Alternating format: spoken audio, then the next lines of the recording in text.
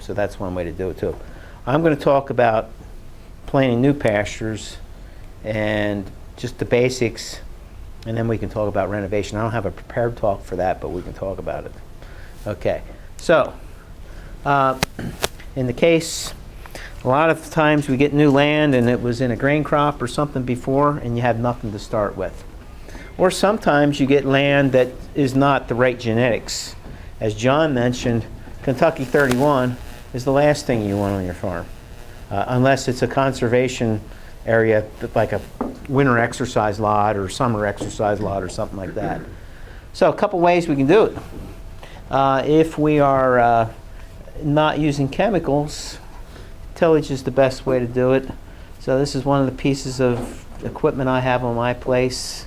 So in this case, we had a cornfield when I bought the place, and we till it and we pack it. Notice where my soil is on that soil. It's on top. Too many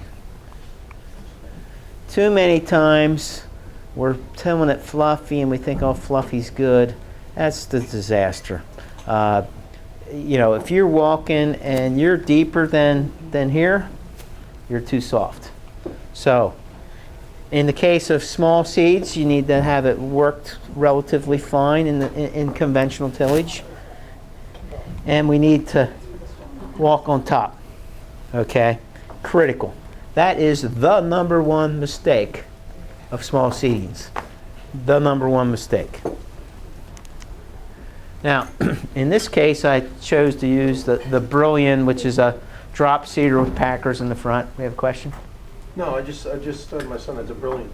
Yeah. So it's a drop seeder with a packer in front and packer behind. You don't have to have this type of equipment. You can technically, if you wanted, you could do a regular drill. You could spin it on as long as it's coated-packed before and coated-packed after, or maybe even coated-packed twice afterwards. Now, spinning grass seed, how does that work? Not good. It's hard to make it fling, right? I mean, you get about... The Vicon's definitely better. But if you have one of those typical spinners, yeah, it goes about this far. It makes us a disaster. Yeah, it's a mess. So actually, if you have an old junky drill, take the tubes off and just let it drop down and then run your packer. Okay? But under a dry year, it pays to pack twice. Okay? Wet year, doesn't matter. Okay. All right. So that's the type of seed bed. If we're going to do conventional tillage, that's what we need. This is a close-up of a very small seed. This happens to be teff. Teff is a summer annual. So I bought this farm. Too much to do, so we didn't get a spring seeding done. So okay, we'll go with the summer annual. So anybody knows when you buy new things, it takes a lot of time to get your act together. So that happens to be a seed that was coated with a yellow coating. Teff, very small seed. This is the root. That's the shoot. We had massive rain after I seeded it, and it's probably an erosion area. So this is actually the individual soil particles. That's what the plant looks like coming up. So that's what we want. And you know, you don't need a seed everywhere, because these seeds, they just they blow up. 2 seeds per square inch is plenty. You know, the field starts. You got to hope for some rain and rainbows for future hope. And this is what it looked like. So we were developing, this is the southern end of the farm that we were developing for the perennial pasture. So I chose teff as my summer annual crop. I really like August seedings as opposed to April seedings. I like them a lot better because we have less weed pressure. So I was good with the summer annual. We made hay out of that, 2 cuttings. Now afterwards, we wanted to no-till into that tilled soil. So we'll talk about no-till now. So how many people have access to a no-till drill? Quite a few, okay. So for those that don't, maybe you saw some hands up. Renting's a good program. So one of these, this might cost $20,000 or whatever, and that's a small drill. That's a 7-footer. But I do things pretty small.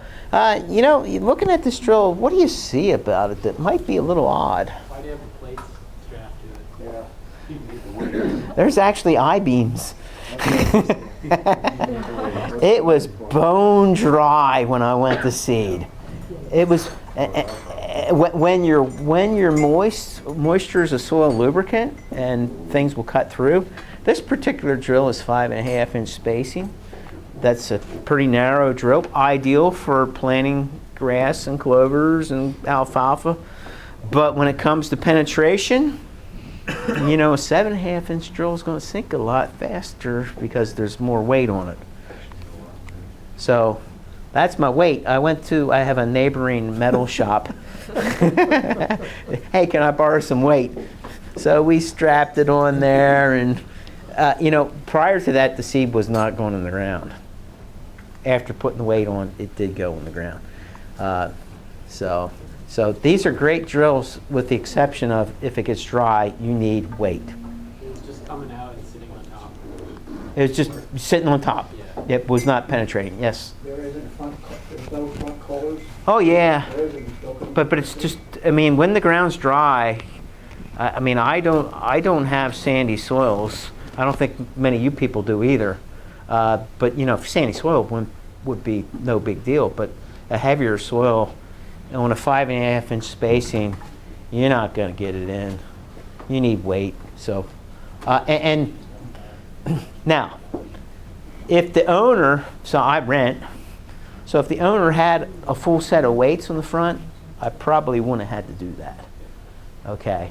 But there's these like racks, but putting those 100-pound weights on, that's kind of difficult, at least for me. Well, actually, he bought more weights after I told him about it. So anyway, now the idea, no-till. Okay, so what do we need for seeds to establish? What's the ingredients? Water, and I heard soil contact. How are they related?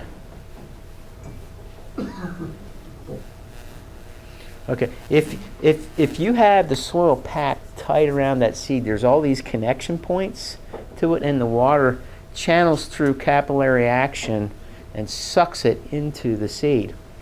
If we're putting in this light, fluffy seed bed, there's no action to transfer that seed. When I lived in Washington State, they had this pretty cool system. They would actually do fallow 2 years, no crop, and then a crop of wheat. One crop out of 3 years, that's how dry it was. But they would actually preserve water by doing dust covering on top of their soil. They'd have these tillage devices that would just create a dust layer, and that dust would not allow the water to move up from the soil and out into the air.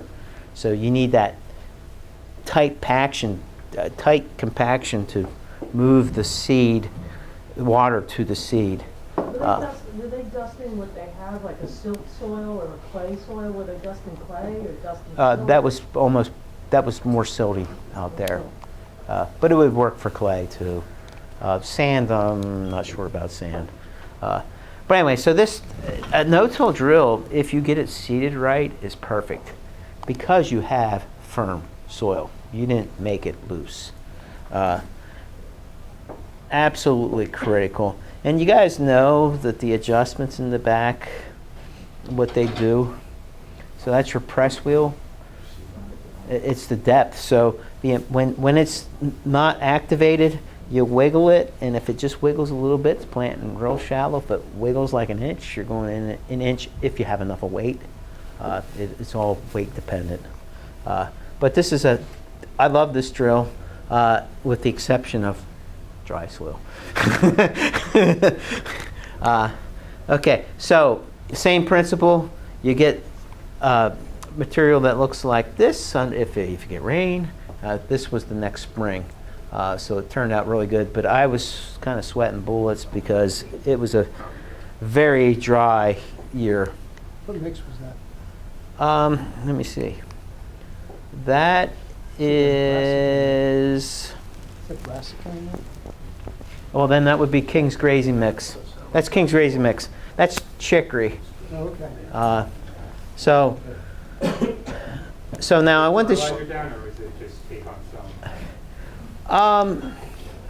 So you got to have the appropriate amount of fertility there. This particular year one, I need to put a little bit of nitrogen on there. The phosphorus and potassium was already good, okay. But the nitrogen, because of the way it was managed in the past, it wasn't a real active nitrogen cycling soil. So I needed to spoon feed nitrogen on it. If again, look for color. If you're a little pale, you need some nitrogen. So I put some nitrogen. I put nitrogen on 1 year. Ever since then, the clover's been feeding everything. So Won't the chicory do that too? chicory will not create nitrogen, but it will bring up deep fertility Yeah. because it has a taproot that might go 8-10 feet, something like that, if your soil goes that deep. Just a interesting shot. So this half is King's Grazing Mix. You see the chicory in there. This half is Southern Beefmaster, which is the one that I like the best, and that's based on tall fescue. I love tall fescue for beef.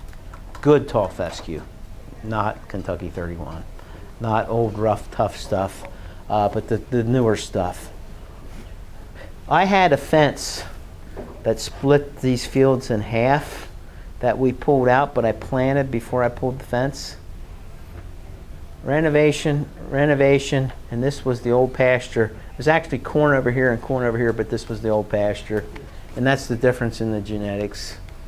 So I see that all the time. I kind of like, I'll take another picture of it, take another picture of it. This line just didn't have fertility, is that why it looks like that? No, same fertility. Same fertility. So why is